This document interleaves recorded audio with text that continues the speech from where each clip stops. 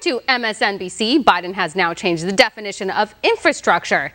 It can be anything you want it to be. It's hilarious. Watch. Start with, you can look up the word infrastructure in various dictionaries. Oxford says it's the basic systems and services that are necessary for a country or an organization to run smoothly. Under that definition, it can be a lot of things. So what we have here is the issue is Biden redefining infrastructure for the 21st century? Or, as Republicans say, is he sticking a lot of Democratic priorities into something and calling it an infrastructure bill? Like everything in Washington right now, your definition of infrastructure seems to be based on your political affiliation. So, of course, yeah, it includes all these very traditional things: roads, bridges, railroads, parks, airports, improving Amtrak. But I think one thing that the Biden administration deserves applause for is that they've looked at how this pandemic affected people's ability to do their jobs, and they recognized the fact that having child care or elder care gaps in your life ultimately may lead you not to be able to work outside your house. So, yeah, they are moving some things that might not have been very strictly traditional kinds of infrastructure into their definition, but it is very much a response to what we have just seen. So you heard it yourself. The Biden administration deserves applause, I guess, for trying to rewrite the dictionary. Good job, Joe. Just keep making it up as you go. Join me now from Reston, Virginia, director at MRC-TV, Eric Scheiner. Eric, thank you for joining me. So did you just watch this host twisting himself into a pretzel, trying to defend Team Biden over their lies? I mean, they really went the extra mile on this one. It was quite a stretch. I thought it was the greatest magic show I've ever seen presented on television. It was the meaning of words are actually changed, and they don't mean what you think they did right before your very eyes.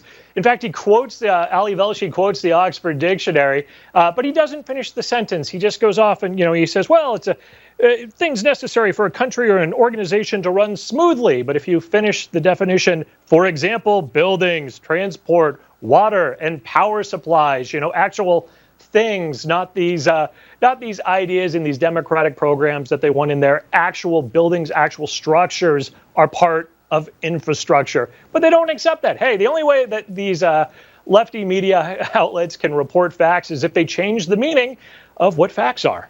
It's pretty incredible. He actually brought out a dictionary and was reading it and trying to spin it into the way that he wanted it. It's really, really fascinating to see how far they'll go. That's for sure. So Pete Buttigieg recently got called out for the infrastructure lies, and we have video of it. Roll tape. The economy will add 16.3 million jobs without the infrastructure bill and 2.7 million more with it.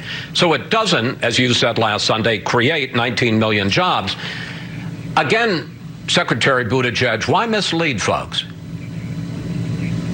Well, you're right. I should have been more precise. The 19 million jobs that will be created are more than the jobs that will be created if we don't do the plan. And it's very important to make this point.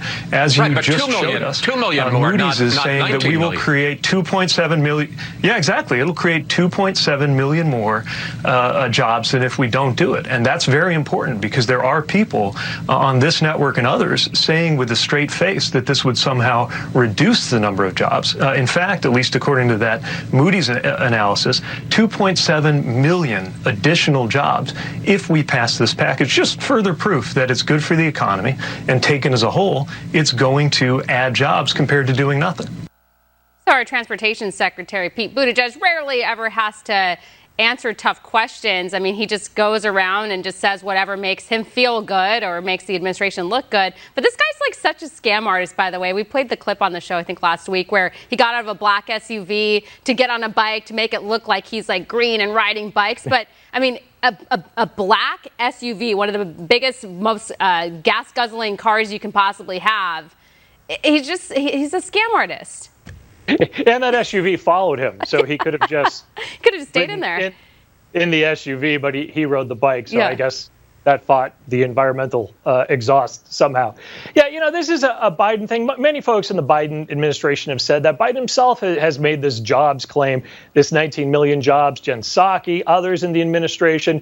And what it breaks down to is 2.25 trillion for just 2.7 million jobs, according to the Moody's analytics that they keep quoting. So you would have 16.3 million jobs by not spending any money and not doing anything. But they don't want to talk about that. They want to talk about its infrastructure, and it's a big infrastructure bill. And they keep citing that the U.S. ranks so low in the world with its infrastructure. But there was recently a study by the Washington Post that came out, and they said, well, you know, there's really only 3 nations that come out ahead of the U.S., Singapore, Hong Kong, and the United Arab Emirates, which are all a lot smaller than the United States. And when you compare us to comparable sized countries, we're actually at the top. So there seems to be a lot of stretching and redefining of the meaning of words in the Biden administration.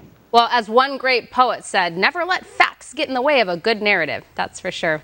Anyways, Eric, we're going to leave it here. Thank you. Thank you.